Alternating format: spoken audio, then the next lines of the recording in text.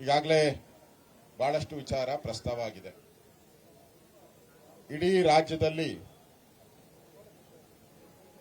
ಒಂದು ರೀತಿ ರೈತರಿರ್ಬೋದು, ಮಠಾಧೀಶರು ಹೇಳ್ಬೋದು, ಎಲ್ಲರೂ ಒಂದು ರೀತಿ ದಂಗೆ ಹೇಳುವಂತ ಪರಿಸ್ಥಿತಿ ರಾಜ್ಯದಲ್ಲಿ ಇದೆ.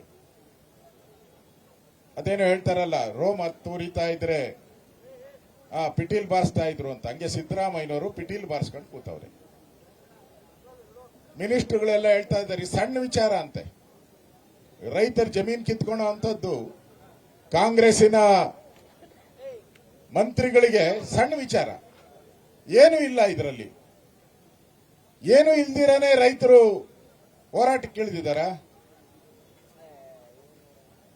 ಇವತ್ತು ಮಠ ಮಂದಿರಗಳು ಕೂಡ ಹೋರಾಟಕ್ಕೆ ಬಂದಿದ್ದಾರೆ. ಇವತ್ತು ರಾಜ್ಯದಲ್ಲಿ ಎಲ್ಲ ಕಡೆ ನಮ್ಮ ಬಿಜೆಪಿಯಿಂದ ರೈತರಿಂದ ಹೋರಾಟ ನಡೀತಾ ಇದೆ.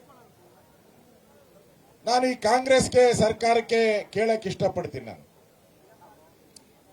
ನೀವು ಬಂದಾಗ ಮಾತ್ರ ಈ ತರ ಮುಸ್ಲಿಮರ ಓಲೈಕೆ ಆಗಿ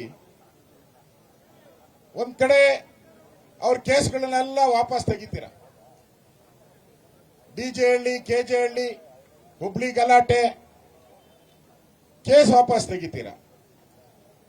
ಈಗ ಲವ್ ಜಿಹಾದ್ ಆಯ್ತು. ನಮ್ಮ ಹಿಂದೂಗಳ ಹೆಣ್ಣುಮಕ್ಕಳನ್ನ ಅಪಹರಣ ಮಾಡುವಂತ ಹೀನ ಕಾರ್ಯಕ್ಕೆ ಕಾಂಗ್ರೆಸ್ ಒಂದು ರೀತಿ ಕಮ್ಮಕ್ ಕೊಡ್ತಾ ಇದೆ. ಇವ್ರು ಬಂದಾಗ ಮಾತ್ರ ಇದು ಜಾಸ್ತಿ ಆಗೋದು, ಇಲ್ಲ ಅಂದ್ರೆ ಅವ್ರ ಮೂಲೆ ಸೇರ್ಕೊಂಡ್ಬಿಡ್ತಾರೆ. ಈಗ ನಕ್ಸಲರು ನಾವಿದ್ದಾಗ ಒಬ್ಬ ಇರ್ಲಿಲ್ಲ, ಇಲ್ಲಿ ಕರ್ನಾಟಕದಲ್ಲಿ ಒಬ್ಬ ನಕ್ಸಲ್ ಇರ್ಲಿಲ್ಲ, ಎಲ್ಲ ಓಡಾಡ್ಬಿಟ್ಟಿದ್ರು. ಈಗೆಲ್ಲ ನಗರ ನಕ್ಸಲರು ಬಂದಿದ್ದಾರೆ, ಕಾಡಲ್ಲಿರೋ ನಕ್ಸಲರು ಬಂದಿದ್ದಾರೆ. ಕಾಂಗ್ರೆಸ್ ಬಂದ್ರೆ ನಕ್ಸಲರಿಗೆ ಹಬ್ಬ, ಈ ಲವ್ ಜಿಹಾದ್ ಮಾಡೋರ್ಗೆ ಹಬ್ಬ. ಇನ್ನೂ ಒಂದು ಹೆಜ್ಜೆ ಹೋಗಿ ಇವಾಗ ಲ್ಯಾಂಡ್ ಜಿಹಾದ್. ಅದಕ್ಕೆ ನಾನು ಇದಕ್ಕೆ ಲ್ಯಾಂಡ್ ಜಿಹಾದ್ ಅಂತ ಹೆಸರು ಕೊಟ್ಟೆ. ನಾನು ಲವ್ ಜಿಹಾದ್ ಆಯ್ತು, ಲ್ಯಾಂಡ್ ಜಿಹಾದ್ ಬಂತು ಅಂತ. ನಾನು ಶ್ರೀರಂಗಪಟ್ಟಣಕ್ಕೆ ಹೋಗಿದ್ದೆ. ಅಲ್ಲಿ ಸುಮಾರು 400 ವರ್ಷ ಹಳೆಯದಾದಂತ ಚಿಕ್ಕಮ್ಮ ದೇವಸ್ಥಾನ ಇತ್ತು. ಅಲ್ಲಿ ಹೋದಾಗ ಅಲ್ಲೊಬ್ಬ ಮುಸ್ಲಿಮಾನ್ ಮನೆ ಇರಲಿಲ್ಲ, ಒಂದು ಮಸೀದಿ ಇಲ್ಲ, ಒಂದು ದರ್ಗಾ ಇಲ್ಲ, ಏನೂ ಇಲ್ಲ. ಚಿಕ್ಕಮ್ಮನ ದೇವಸ್ಥಾನ ಮೇಲೆ ವಕ್ಫ್ ಬೋರ್ಡ್ ಪ್ರಾಪರ್ಟಿ ಅಂತ ಪಾಣಿನಲ್ಲೂ ಬರೆದವ್ರೆ, ಅಲ್ಲಿ ಅನೌನ್ಸ್ ಮಾಡಿಬಿಟ್ಟಿದ್ದಾರೆ. ಮೊನ್ನೆ ವಿಶ್ವೇಶ್ವರಯ್ಯನವರು ಹೋದಂತ ಚಿಕ್ಕಬಳ್ಳಾಪುರ ಸ್ಕೂಲ್ ಹತ್ರ ಹೋಗಿದ್ದೆ. 19 ಗುಂಟೆ ಜಮೀನು, ಬಹಳ ಸ್ಕ್ವೇರ್ ಆಗಿ ಕಾಂಪೌಂಡ್ ಹಾಕಿದ್ದಾರೆ. ಸ್ಕ್ವೇರ್ ಆಗಿ ಕಾಂಪೌಂಡ್, 6 ಅಡಿ ಕಾಂಪೌಂಡ್. ವಿಶ್ವೇಶ್ವರಯ್ಯನವರು 103 ವರ್ಷ ಬದುಕಿದ್ರು ಅಂತ ಹೇಳ್ತಾರೆ. ಎಷ್ಟು ವರ್ಷ ಆಯ್ತು ಹಂಗಾರೆ ಸ್ಕೂಲ್ಗೆ? ಆ ಸ್ಕೂಲ್ಗೆ 100 ವರ್ಷಕ್ಕೂ ಮೇಲ್ಪಟ್ಟ ಇತಿಹಾಸ ಇರುವಂತ ಆ ಸ್ಕೂಲ್ ಒಳಗಡೆ ಮಸೀದಿ ಹೆಂಗ್ ಬಂತು? ಒಳಗಡೆ ಸ್ಕೂಲ್ ಒಳಗಡೆ ಮಸೀದಿ ಬಂದ್ಬಿಟ್ಟಿದೆ. ಅಲ್ಲಿ ಒಳಗಡೆ ಒಂದು ನಾಗರ ದೇವಸ್ಥಾನ ಇದೆ, ಒಳಗಡೆ ಉತ್ತ ಇದೆ, ಅದಕ್ಕೆ ಉತ್ತಕ್ಕೆ ಪೂಜೆ ಮಾಡ್ತಾ ಇದ್ದಾರೆ. ಮೊನ್ನೆ ಹೋದಾಗ ಆ ಉತ್ತದ ಮೇಲೆ ಒಂದು ಹಸಿರು ಬಾವುಟ ಹಾಕ್ಬಿಟ್ಟವ್ರು. ಯಾವ ರಾಷ್ಟ್ರ ಧ್ವಜವನ್ನ ಶಾಲೆಯಲ್ಲಿ ಆರಿಸಬೇಕಾಗಿತ್ತು, ಆರಿಸುವಂತ ಜಾಗದಲ್ಲಿ ಹಸಿರು ಬಾವುಟ ಹಾಕ್ಬಿಟ್ಟಿದ್ದಾರೆ. ನಾನು ಹೇಳ್ತೀನಿ, ಇಲ್ಲಿ ದೇವಸ್ಥಾನ ಮೇಲೆ ಬಾವುಟ ಹಾಕಿದ್ರಿ, ವಿಶ್ವೇಶ್ವರಯ್ಯನ ಓದಿದ ಸ್ಕೂಲ್ ಮೇಲೆ ಬಾವುಟ ಹಾಕಿದ್ರಿ, ನೆಕ್ಸ್ಟ್ ನಮ್ಮ ಪೊಲೀಸವರೆಲ್ಲ ಇದ್ದಾರೆ, ನಿಮ್ ಟೋಪಿ ಮೇಲೂ ಒಂದು ಬಾವುಟ ಹಾಕ್ಬಿಟ್ರೆ ವಕ್ಫ್ ಬೋರ್ಡ್ ಅಂತ ನಿಮ್ ಟೋಪಿನೂ ವಕ್ಫ್ ಬೋರ್ಡ್ ಆಗೋಗ್ಬಿಡ್ತದಲ್ಲ. ಪೊಲೀಸರು ಟೋಪಿನೂ ವಕ್ಫ್ ಬೋರ್ಡ್. ಅಧಿಕಾರ ಹಂಗ್ ಕೊಟ್ಟಿದ್ದಾರೆ ಅವರಿಗೆ. ಮನಮೋಹನ್ ಸಿಂಗ್ ಅವರು ಅಧಿಕಾರ ಏನ್ ಕೊಟ್ಟಿದ್ದಾರೆ? ವಕ್ಫ್ ಬೋರ್ಡ್ ಅವ್ರು ಹೋಗಿ ಈ ಆಸ್ತಿ ನಮ್ಮದು ಅಂದ್ರೆ ಅದು ನಮ್ಮದೇ. ಅಪೀಲ್ ಅಥಾರಿಟಿ ಇಲ್ಲ. ಮುಜರಾಯಿ ಇಲಾಖೆಯವರು ಡಿಸಿಗೆ ಹೋಗ್ಬೇಕು, ಜೈನರು ಡಿಸಿಗೆ ಹೋಗ್ಬೇಕು, ಪಾರ್ಸಿಗಳು ಡಿಸಿಗೆ ಹೋಗ್ಬೇಕು, ಸಿಖ್ರು ಡಿಸಿ ಹತ್ರ ಅರ್ಜಿ ಹಾಕಿ ಬೇಡ್ಕೊಬೇಕು, ನಮ್ ಜಮೀನು ನಮ್ಮ ಮಠದ್ದು ಉಳಿಸಿ ಅಂತ. ಇವ್ರಿಗೆ ಸ್ಪೆಷಲ್ ಕಾನೂನು, ಇವರೆಲ್ಲೂ ಅರ್ಜಿ ಹಾಕಂಗಿಲ್ಲ. ಯಾಕೆಂದ್ರೆ ಇವರೆಲ್ಲ ಪಾಕಿಸ್ತಾನದಿಂದ ಬಂದವರಲ್ಲ, ಇರಾಕಿಂದ ಬಂದವರು, ಇರಾನಿಂದ ಬಂದವರು, ಆಕಾಶದಿಂದ ಉದುರಿದವರು. ಇವರೆಲ್ಲೂ ಅರ್ಜಿ ಹಾಕಂಗಿಲ್ಲ. ವಕ್ಫ್ ಬೋರ್ಡ್, ಒನ್ಸ್ ವಕ್ಫ್ ಬೋರ್ಡ್ ಆಲ್ವೇಸ್ ವಕ್ಫ್ ಬೋರ್ಡ್. ಆ ಕಾನೂನು ಇವ್ರದ್ದು. ಮನಮೋಹನ್ ಸಿಂಗ್ ಪುಣ್ಯಾತ್ಮ ಹೋಗೋವಾಗ ಡೆಲ್ಲಿಯಲ್ಲಿ ಸುಮಾರು 10-15 ಸಾವಿರ ಕೋಟಿ ಆಸ್ತಿಯನ್ನು ಬರೆದುಬಿಟ್ಟು ಹೊರಟರು. ಇಡೀ ದೇಶದಲ್ಲಿ ಈ ವಕ್ಫ್ ಬೋರ್ಡ್ಗೆ ನ್ಯಾಯಾಂಗದ ಅಧಿಕಾರ ಕೊಟ್ಟಿದ್ದಾರೆ. ನ್ಯಾಯಾಂಗದ ಬೇರೆ ಯಾವುದಕ್ಕೂ ಇಲ್ಲ, ಯಾವ ಧರ್ಮಕ್ಕೂ ನ್ಯಾಯಾಂಗದ ಅಧಿಕಾರ ಇಲ್ಲ. ವಕ್ಫ್ ಬೋರ್ಡ್ಗೆ ನ್ಯಾಯಾಂಗದ ಸ್ಟೇಟಸ್ ಕೊಟ್ಟಿದ್ದಾರೆ. ನೀವು ಅರ್ಜಿಯಲ್ಲಿ ಹಾಕ್ಬೇಕು, ರೈತ ಅವರು ತೀರ್ಮಾನ ಮಾಡ್ತಾರೆ. ಇದು ವಕ್ಫ್ ಬೋರ್ಡ್ ಅಂದ್ರೆ ವಕ್ಫ್ ಬೋರ್ಡ್ ಆಗೋಯ್ತು. ಈ ಪರಿಸ್ಥಿತಿ ಇವತ್ತು ರಾಜ್ಯದಲ್ಲಿ ನಡೀತಾ ಇದೆ. ಅದಕ್ಕೋಸ್ಕರ ಹೋರಾಟ ಬಿಜೆಪಿದು. ರೈತರ ಜಮೀನನ್ನು ಉಳಿಸಿ ಇಲ್ಲಿ ಬಂದಿದ್ದಾರೆ. ವಿರಕ್ತ ಮಠದ ಪೋಸ್ಟ್ ಇಟ್ಕೊಂಡಿದ್ದಾರೆ. ಅವ್ರು ಸ್ವಾಮೀಜಿ ಹೇಳಿದ್ರು, ಬಿಜೆಪಿಯವರು ಹೋರಾಟ ಮಾಡ್ತಾ ಇದ್ದಾರೆ, ಸುಮ್ಮನೆ ಮಾಡ್ತಾ ಇದ್ದಾರೆ ಅಂತ. ಆಮೇಲೆ ಹೆಂಗನ ಆಗ್ಲಿ ಅಂತ ಹೇಳಿ ಸ್ವಾಮೀಜಿಯವರು ಹೋಗಿ ಪಾಣಿ ತೆಗೆದ್ರೆ ಆ ವಿರಕ್ತ ಮಠ ವಕ್ಫ್ ಬೋರ್ಡ್ ಅಂತ ಆಗ್ಬಿಟ್ಟಿದೆ. ರಾಜ್ಯದಲ್ಲಿ ಇವತ್ತು ಎಲ್ಲ ಜಮೀನುಗಳನ್ನ ರೈತರು ಕ್ಯೂ ನಿಂತ್ಕೊಂಡು ಹುಡುಕ್ತಾ ಇದ್ದಾರೆ. ನಮ್ಮ ಆಸ್ತಿಯಲ್ಲಿ ವಕ್ಫ್ ಬೋರ್ಡ್ ಆಗ್ಬಿಟ್ಟಿದೀವ ಅಂತ. ಒಂಥರ ಇದು ಕ್ಯಾನ್ಸರ್ ಇದ್ದಂಗೆ. ಕರ್ನಾಟಕ ರಾಜ್ಯಕ್ಕೆ ವಕ್ಫ್ ಬೋರ್ಡ್ ಅನ್ನೋದು ಒಂದು ಕ್ಯಾನ್ಸರ್. ತಿಂದಾಕ್ಬಿಡುತ್ತೆ, ಒಳಗಡೆನೆ ನುಂಗುತ್ತೆ. ಈ ಕಾಂಗ್ರೆಸ್ ಅವರು ಇವ್ರು ಬಂದಾಗೆಲ್ಲ ಎಲ್ಲ ಕಡೆನೂ ಪಾಕಿಸ್ತಾನ ಮಾಡಕ್ಕೆ ಹೋಗ್ತಾರೆ, ಮಿನಿ ಪಾಕಿಸ್ತಾನಗಳು. ನಾನು ಕೇಳ್ತೀನಿ ಕಾಂಗ್ರೆಸ್ ಅವ್ರಿಗೆ, ಅವ್ರು ನಮ್ದು ವಕ್ಫ್ ಬೋರ್ಡ್ ನಮ್ದು, ವಿಧಾನಸೌಧ ನಮ್ದು, ಪಾರ್ಲಿಮೆಂಟ್ ನಮ್ದು. ಮೊನ್ನೆ ಹೇಳ್ದ ಅವನೇ ಅವನು ಲಾಲ್ಬಾಗ್ ನಮ್ದು ಅಂತಂದು. ಲಾಲ್ಬಾಗು ಅವ್ರದೇ ಅಂತೆ. ಇನ್ಯಾಕಪ್ಪ ಕಬ್ಬನ್ ಪಾರ್ಕ್ ಬಿಟ್ಟಿದ್ಯಾ, ಅದು ನಿಂದೆ ಅಂತ ಹೇಳ್ಬಿಡು. ಮಂತ್ರಾಲಯ ಸ್ವಾಮೀಜಿಗೆ ನಾನೇ ಕೊಟ್ಟಿದ್ದು ಅಂತಾರೆ. ಎಲ್ಲಿ ಇರಾಕಿಂದ ತಗೊಂಬಂದೆ ಜಮೀನು, ಇರಾನಿಂದ ತಗೊಂಬಂದೆ, ಎಲ್ಲಿಂದ ತಗೊಂಬಂದೆ ಜಮೀನು ಕೊಡಕ್ ನೀನು? ನಾನು 2006ರಲ್ಲಿ ಹೆಲ್ತ್ ಮಿನಿಸ್ಟರ್ ಆಗಿದ್ದೆ. 2006ರಲ್ಲಿ ಹೆಲ್ತ್ ಮಿನಿಸ್ಟರ್. ವಿಕ್ಟೋರಿಯಾ ಶಿವಾಜಿನಗರದಲ್ಲಿ ಇರೋದು ಯಾವುದು? ವಿಕ್ಟೋರಿಯಾ ಬೋರಿಂಗ್ ಆಸ್ಪತ್ರೆಯಲ್ಲಿ 2 ಎಕರೆ ಜಮೀನಿದೆ. ಬೋರಿಂಗ್ ಆಸ್ಪತ್ರೆ ಅದು ವಕ್ಫ್ ಬೋರ್ಡ್ ಅಂದ್ರು. ನಾನು ದಾಖಲೆ ತಗೊಂಬಪ್ಪ ಅಂದ್ರೆ ಹೈದರಾಲಿದು ಟಿಪ್ಪುದು ತಗೊಂಬತ್ತಾರೆ ದಾಖಲೆ ತಗೊಂಬಪ್ಪ ಅಂತ. ಕುಮಾರಸ್ವಾಮಿ ಅವರು ಮುಖ್ಯಮಂತ್ರಿ. ಬ್ರದರ್ ಪಾಪ ಅವ್ರದೇ ಅಂತಾರೆ. ಬ್ರದರ್ ಸ್ವಲ್ಪ ಹೆಲ್ಪ್ ಮಾಡು ಅಂದ್ರು. ತಂದ್ರೆ ಹೈದರಾಲಿದು, ಟಿಪ್ಪು ಸುಲ್ತಾನ್ದು ಆ ಇಸ್ತ್ರಿ ಮಾಡಿದ ಪೇಪರ್ಗಳು ಇರ್ತತ್ತಲ್ಲ, ಇಸ್ತ್ರಿ ಮಾಡಿಬಿಟ್ರೆ ಎಲ್ಲ ಕರ್ರಗಾಗೋಗ್ಬಿಡ್ತದೆ, ಕೆಂಪಗೆ ಹಳೇದು ಅಂತ ತೋರ್ಸು. ಆಮೇಲೆ ಬಿಡದೆ ನಾವು ಹೋರಾಟ ಮಾಡಿ 2-3 ತಿಂಗಳು ಅಲ್ಲಿ ಆಸ್ಪತ್ರೆ ಕಟ್ಟಕ್ ಬಿಡ್ಲಿಲ್ಲ ಈ ಕಳ್ಳರು, ವಕ್ಫ್ ಬೋರ್ಡ್ ಅಂತ ಹೇಳ್ಬಿಟ್ಟು ಬಿಡದೆ ಆಮೇಲೆ ಹೋರಾಟ ಮಾಡಿ ಅದನ್ನ ಉಳಿಸಿದಿರಿ. ಅಂದ್ರೆ ಎಲ್ಲೆಲ್ಲಿ ನಿಮಗೆ ಒಳ್ಳೊಳ್ಳೆ ಜಮೀನು ಇರುತ್ತೆ ಅದೆಲ್ಲ ವಕ್ಫ್ ಬೋರ್ಡ್.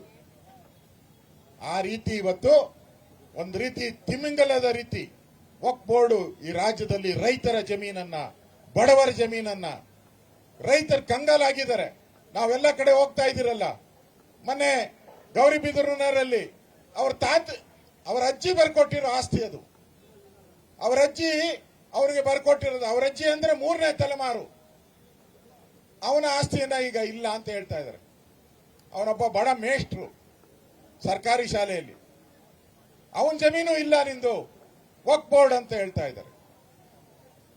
ಇವತ್ತು ಸಿದ್ದರಾಮಯ್ಯ ಬಂದ ಮೇಲೆ ಈ ಮುಸಲ್ಮಾನರಿಗೆ 2 ಕೊಂಬು ಬಂದ್ಬಿಟ್ಟಿದೆ. 2 ಕೊಂಬು. ಅವ್ರ್ಯಾರು ಅನ್ಸಾರಿ ಹೇಳಿದಾನೆ, ಕಾಂಗ್ರೆಸ್ಸಿನ ಲೀಡರ್ ಅನ್ಸಾರಿ. ರಾಯಚೂರಲ್ಲ ಇರೋದು ಅನ್ಸಾರಿ, ಗಂಗಾವತಿ.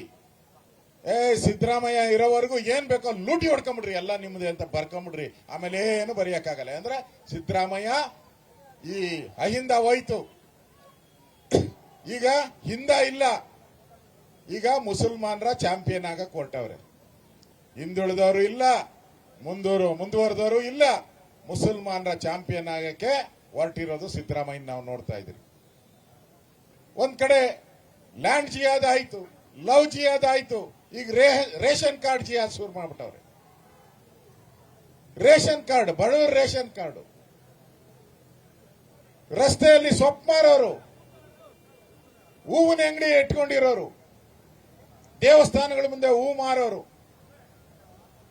ಅವ್ರ್ಯಾರು ಹೇಳ್ತಾ ಇದ್ರು, ನಾನು 45 ವರ್ಷದಿಂದ ರೇಷನ್ ಕಾರ್ಡ್ ಇದೆ, ಈ ಮನೆಯಾಳ ಕಾಂಗ್ರೆಸ್ ಅವರು ಬಂದು ಆ ರೇಷನ್ ಕಾರ್ಡ್ ಕಿತ್ತಾಕಿದ್ರು ಅಂತ ನಿನ್ನೆ ದೇವರಾಜ ಅರಸು ಕಾಲೋನಿಯಲ್ಲಿ ರಾಮಮೂರ್ತಿ ಅವರ ಏರಿಯಾಗೋದು 45 ವರ್ಷ ರೇಷನ್ ಕಾರ್ಡ್ ಇದೆ. ಆ ರೇಷನ್ ಕಾರ್ಡ್ ಅನ್ನು ಕಿತ್ತಾಕಿದ್ದಾರೆ. ಈ ಸರ್ಕಾರ ಹೇಳ್ತೈತೆ ಯಾರಾದ್ರೂ ಕಿತ್ತಾಕಿದ್ರೆ ಅರ್ಜಿ ಹಾಕು ಅಂತ. ಯಾಕ್ರಿ ಅರ್ಜಿ ಹಾಕ್ಬೇಕು? ಯಾಕೆ ಅರ್ಜಿ ಹಾಕ್ಬೇಕು? ತಪ್ಪು ಮಾಡಿದವ್ರು ನೀವು, ಮೋಸ ಮಾಡಿದವ್ರು ನೀವು, ವಜಾ ಮಾಡಿದವ್ರು ನೀವು. ಜನ ಯಾಕೆ ಅಪ್ಲೈ ಮಾಡಬೇಕು? ಯಾಕೆ 10,000 15,000 ಲಂಚ ಕೇಳಕ, ಲಂಚ ಹೊಡಿಯಕ? ನೀವು ಈಗಾಗಲೇ ಲಂಚದ ಕೇಸಲ್ಲಿ ಕೋರ್ಟ್ಗಳಿಗೆ ಹೋಗ್ತಾ ಇದ್ದೀರಾ ನೀವು. ಮೂಢ ಹಗರಣ ಆಯ್ತು, ವಾಲ್ಮೀಕಿ ಆಯ್ತು, ಮತ್ತೆ ರೇಷನ್ ಕಾರ್ಡ್ ಅಲ್ಲೂ ದುಡ್ಡು ಮಾಡಕ್ಕೆ ಹೊರಟಿದ್ದಾರೆ ಇವರು. ರೇಷನ್ ಕಾರ್ಡ್ ಅಲ್ಲೂ ಕೂಡ ಹಣ ಹೊಡೆಯುವಂತ ಒಂದು ವ್ಯವಸ್ಥೆ ಮಾಡಿದ್ದಾರೆ. ಮೊನ್ನೆ ಜಯನಗರ ಆಸ್ಪತ್ರೆ ಹೋಗಿದ್ದೆ, ಔಷಧಿ ಇಲ್ಲಂತೆ ಆಸ್ಪತ್ರೆಯಲ್ಲಿ. ಅದಕ್ಕೆ ಎಲ್ಲ ರೇಟ್ಗಳು ಜಾಸ್ತಿ ಮಾಡ್ಬಿಟ್ಟವ್ರೆ. ಎಂಟ್ರಿ ಫೀಸ್ ಜಾಸ್ತಿ, ಒಳಗಡೆ ಬಂದ್ರೆ ಫೀಸು, ಆಸ್ಪತ್ರೆಯಿಂದ ಹೊರಗಡೆ ಹೋದ್ರೂ ಫೀಸು.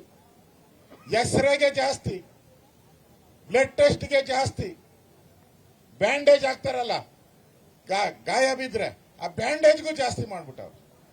ಏನು ಬಿಡಲ್ಲ. ಅದೇನೋ ಹೇಳ್ತಾರಲ್ಲ, ಆಡು ಮುಟ್ಟದ ಸೊಪ್ಪಿಲ್ಲ ಅಂತ ಹೇಳ್ತಾ ಇದ್ರು.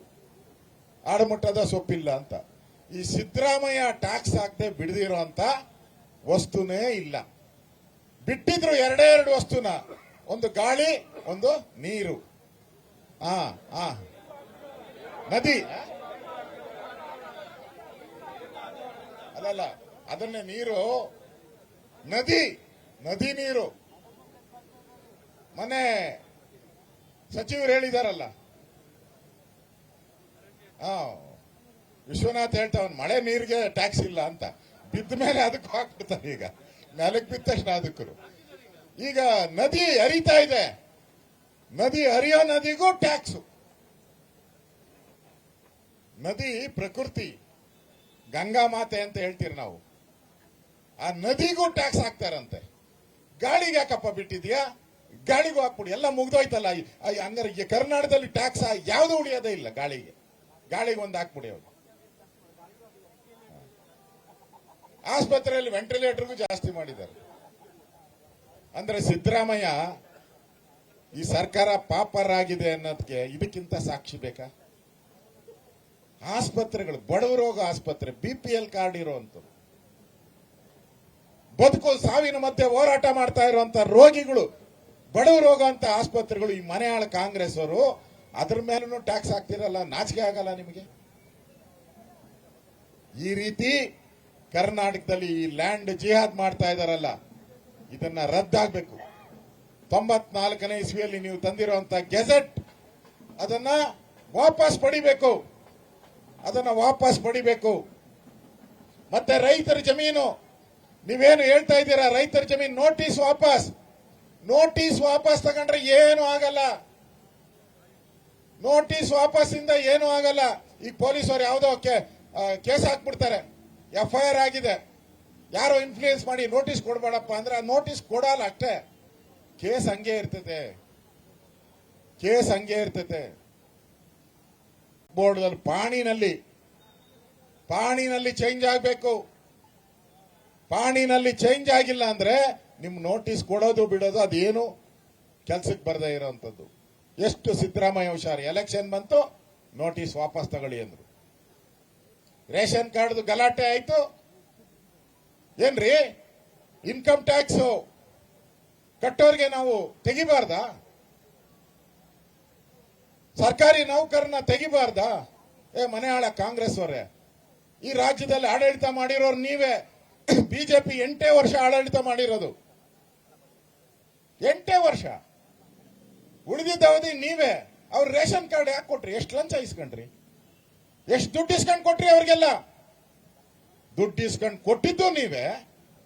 ಈಗ ಇನ್ಕಮ್ ಟ್ಯಾಕ್ಸ್, ನಾನು ಅಲ್ಲಿ ಹೋದಾಗ ಕೇಳಿದೆ ಮೊನ್ನೆ ಮಹಾಲಕ್ಷ್ಮಿ ಲೇಔಟ್ ಅಲ್ಲಿ, ಅವ್ರು ಯಾರೋ ಬೋಂಡ ಅಂಗಡಿ ಇಡಕ್ಕೆ 25,000 ಲೋನ್ ತಗೊಂಡಿದ್ದಾರೆ. ಅದಕ್ಕೆ ಬ್ಯಾಂಕ್ ಅವ್ರು ಹೇಳಿದಂತೆ ನೀವು ಇನ್ಕಮ್ ಟ್ಯಾಕ್ಸ್ ಸರ್ಟಿಫಿಕೇಟ್ ತಂದ್ರಿ ಅಂತ. ಅವರು ಇನ್ಕಮ್ ಟ್ಯಾಕ್ಸ್ ನಾನು ಕಟ್ಟಲ್ಲ ಅಂತ ಸರ್ಟಿಫಿಕೇಟ್ ತಂದಿದ್ದಾರೆ. ಅದ್ರ ಮೇಲೆ ಅವ್ರದ್ದು ರದ್ದು. ಆಟೋ ರಿಕ್ಷಾದವನು ಲೋನ್ ತಗೊಂಡು ಆಟೋ ರಿಕ್ಷಾ ತಗೊಂಡಿದ್ದಾನೆ.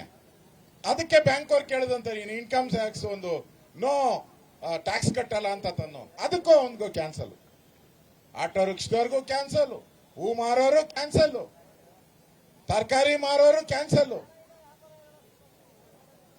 ಈಗ ಸಿದ್ದರಾಮಯ್ಯನವರು ನಾನು ಬಡವರ ಪರ ಇರೋದ್ರಿಂದ ಬಿಜೆಪಿಯವರು ನನ್ನ ಮೇಲೆ ಮೂಡಾ ಕೇಸ್ ಹಾಕಿದ್ದಾರೆ. ನೀನ್ ಯಾವ ಸೀಮೆ ಬಡವರ ಪರನಪ್ಪ ನೀನು? ಏನ್ ಬಿಟ್ಟಿದೀಯ? ಹಾಲು ಬಿಟ್ಟಿದೀಯಾ? ಹಾಲ್ ಅಂದ್ಮೇಲೆ ₹3 ಟ್ಯಾಕ್ಸ್. ಆಲ್ಕೋಹಾಲು ಸಾಯಂಕಾಲದೊತ್ತೇನೋ ಅದರ ಮೇಲೂ ಟ್ಯಾಕ್ಸ್. ಸ್ಟಾಂಪ್ ಡ್ಯೂಟಿ ನಾವಿದ್ದಾಗ, ನಾನು ರೆವಿನ್ಯೂ ಮಿನಿಸ್ಟರ್ ಆಗಿದ್ದಾಗ 10% ಕಡಿಮೆ ಮಾಡಿದೆ.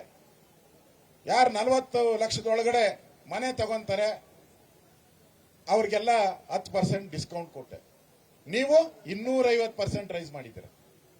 250%. ಅದಾಯ್ತು. ಈಗ ರೇಷನ್ ಕಾರ್ಡ್ ರದ್ದು.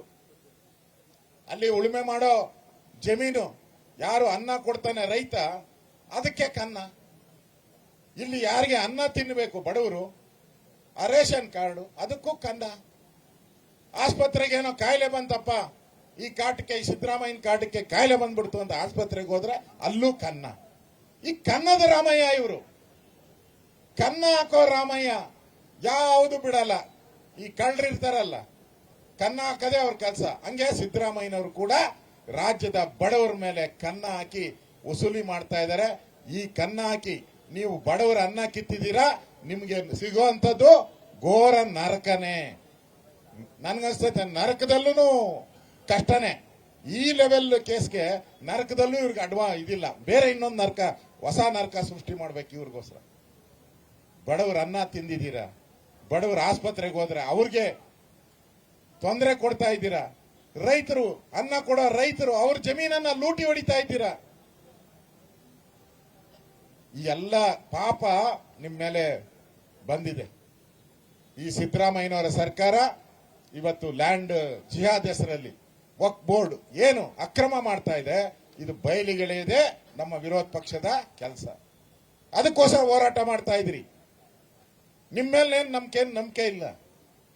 ಅಟ್ಲೀಸ್ಟ್ ನಮ್ಮ ಕೇಂದ್ರ ಸರ್ಕಾರ ಈಗ ನರೇಂದ್ರ ಮೋದಿ ಅವರು ಈ ಬಿಲ್ ಅನ್ನ ತಂದು ರೈತರ ಜಮೀನನ್ನ ಉಳಿಸಬೇಕು, ಮಠ ಮಂದಿರಗಳ ಜಮೀನನ್ನ ಉಳಿಸಬೇಕು, ವಿಶ್ವೇಶ್ವರಯ್ಯನವರು ಓದಿರೋ ಶಾಲೆ ಉಳಿಬೇಕು, ವಿಧಾನಸೌಧ ಉಳಿಬೇಕು, ಲಾಲ್ಬಾಗ್ ಉಳಿಬೇಕು, ಮಂತ್ರಾಲಯ ದೇವಸ್ಥಾನ ಉಳಿಬೇಕು. ಅದಕ್ಕೆ ಬರಬೇಕು ಸೂಪರ್ ಮ್ಯಾನ್ ನರೇಂದ್ರ ಮೋದಿ ಅವರು, ಸೂಪರ್ ಮ್ಯಾನ್ ಆಗಿ ಬರಬೇಕು. ಇಲ್ಲಿ ಇನ್ಮೇಲೆ ಏನಿದ್ರು ಈ ಬಿಲ್ಗೆ ಹವಾ ಕೊಡೋದು ಈ ಮೋದಿಯವರೇ ಹವಾ. ಈ ಮೋದಿಯವರ ಹವಾ ಬಂದ್ಮೇಲೆ ಸಿದ್ದರಾಮಯ್ಯನವರು ಅಷ್ಟೊತ್ತು ಇರ್ತಾರೋ ಇಲ್ಲೋ ಗೊತ್ತಿಲ್ಲ ನನಗೆ. ಯಾಕೆಂದ್ರೆ ಪರಮೇಶ್ವರ್ ಹೇಳ್ಬಿಟ್ಟವ್ರೆ, ಮೈಸೂರಲ್ಲಿ ಬೇಗ ಕಾಂಗ್ರೆಸ್ ಭವನ ಕಟ್ಬಿಡಿ, ಅವ್ರು ಇರ್ತಾರೋ ಹೋತಾರೋ ಗೊತ್ತಿಲ್ಲ, ಸನ್ನಿವೇಶ ಬಹಳ ಕ್ರಿಟಿಕಲ್ ಇದೆ, ಐಸಿಯುನಲ್ಲಿದೆ, ವೆಂಟಿಲೇಟರ್ ಹಾಕಿದಿರಿ. ಅವ್ರ ಪಾರ್ಟಿಯವರು ಹೇಳ್ತಾ ಇರೋದು ಸಿದ್ದರಾಮಯ್ಯನನ್ನ ಇಳಿಸಕ್ಕೆ ಗುಂಡಿ ತೋಡ್ತಾ ಇರೋರು ಇವರೇ ಅಲ್ಲ. ಅದರಿಂದ ಬಹಳ ದಿನ ಸಿದ್ದರಾಮಯ್ಯ ಇಷ್ಟು ಕರ್ಮ ಮಾಡಿದ್ಮೇಲೆ ಸಿದ್ದರಾಮಯ್ಯ ಉಳಿಯಕ್ ಸಾಧ್ಯನೇ ಇಲ್ಲ. ಅದಕ್ಕೋಸ್ಕರ ನಾವೆಲ್ಲರೂ ಕೂಡ ನಮ್ಮ ಬಿಜೆಪಿಯ ನಮ್ಮ ಅಧ್ಯಕ್ಷರು 3 ಜನ ಅಧ್ಯಕ್ಷರು ಕೂಡ ಈ ಹೋರಾಟಕ್ಕೆ ಬೆಂಗಳೂರಲ್ಲಿ ಒಂದು ಚಾಲನೆಯನ್ನ ಕೊಟ್ಟಿದ್ದಾರೆ. ನಮ್ಮ ಆಸ್ತಿ ಉಳಿಬೇಕು, ನಮ್ಮ ಆಸ್ತಿ ನಮ್ಮ ಹಕ್ಕು ಉಳಿಬೇಕು. ಪಾಪ ನಮ್ಮ ಜಯನಗರದ MLA ಉಳಿತಾ ಇದ್ದಾನೆ, ನಮ್ಮ ಟ್ಯಾಕ್ಸು ನಮ್ಮ ಅವರು ಫೈಟ್ ಮಾಡ್ತಾವ್ರೆ, ನಮ್ಮ ಟ್ಯಾಕ್ಸು ನಮ್ಮ ಹಕ್ಕು ಅಂತ. ಅವ್ರಿಗೆ ಯಾರು ಉಪಮುಖ್ಯಮಂತ್ರಿ ತಗ್ಗಿ ನಡಿಬೇಕು, ತಗ್ಗಿ ನಡಿಬೇಕು ಅಂತ ಪಾಳೆಗಾರಿಕೆ ಮಾತಾಡ್ತಾವ್ರೆ. ಪಾಳೆಗಾರಿಕೆ ನಾನು ಕೇಳ್ತೀನಿ ಅವ್ರಿಗೆ, ಆಯ್ತಪ್ಪ ನೀನು ಅನುದಾನ ಕೊಡದೆ ತಗ್ಗಿ ನಡಿಬೇಕು ಅಂತ ಹೇಳಿದೆಯಲ್ಲ, ನೆನ್ನೆ ನಿರ್ಮಲಾ ಸೀತಾರಾಮನ್ ಹತ್ರ ಹೋಗಿದ್ದೀರಲ್ಲ, ಅವರು ಬೇಕಾದಷ್ಟು ಬೈದಿದ್ದೀರಾ, ಬೇಕಾದಷ್ಟು ಬೈದವ್ರೆ, ಅವರು ಬೈದವ್ರೆ. ಅವ್ರೇನಾದ್ರು ನಿಮ್ಮನ್ನ ತಗ್ಗಿ ನಡಿಬೇಕು ಅಂದ್ರೆ ನಿನ್ ಕತೆ ಏನು? ನಿನ್ ಕತೆ ಏನು? ಪ್ರಜಾಪ್ರಭುತ್ವ ಇದು, ದಾದಾಗಿರಿ ಗೂಂಡಾಗಿರಿ ಎಲ್ಲ ನಡೆಯಲ್ಲ. ಅದನ್ನು ಹೋರಾಟ ಮಾಡ್ತೀರಿ ನಾವು. ಇವತ್ತು ಮುಖ್ಯವಾಗಿ ನಾವು ಈ ವಕ್ಫ್ ಬೋರ್ಡ್ ಆಸ್ತಿ ಏನು ನುಂಗುತ್ತಾ ಇದೆ, ಕ್ಯಾನ್ಸರ್ ರೀತಿ ಹರಡ್ತಾ ಇದೆ, ಇದಕ್ಕೆ ಫುಲ್ ಸ್ಟಾಪ್ ಇಡಬೇಕು. ಅದಕ್ಕೋಸ್ಕರ ಇವತ್ತು ಬಿಜೆಪಿ ಇದನ್ನ ದೊಡ್ಡ ಹೋರಾಟವನ್ನ ಮಾಡ್ತಾ ಇದೆ. ತಾವೆಲ್ಲರೂ ಕೂಡ ಬೆಂಬಲ ಕೊಟ್ಟಿದ್ರೆ ನಿಮ್ಮೆಲ್ಲರಿಗೂ ವಂದಿಸಿ ನನ್ನ ಮಾತು ಮುಗಿಸ್ತಾ ಇದ್ದೀನಿ. ಧನ್ಯವಾದಗಳು.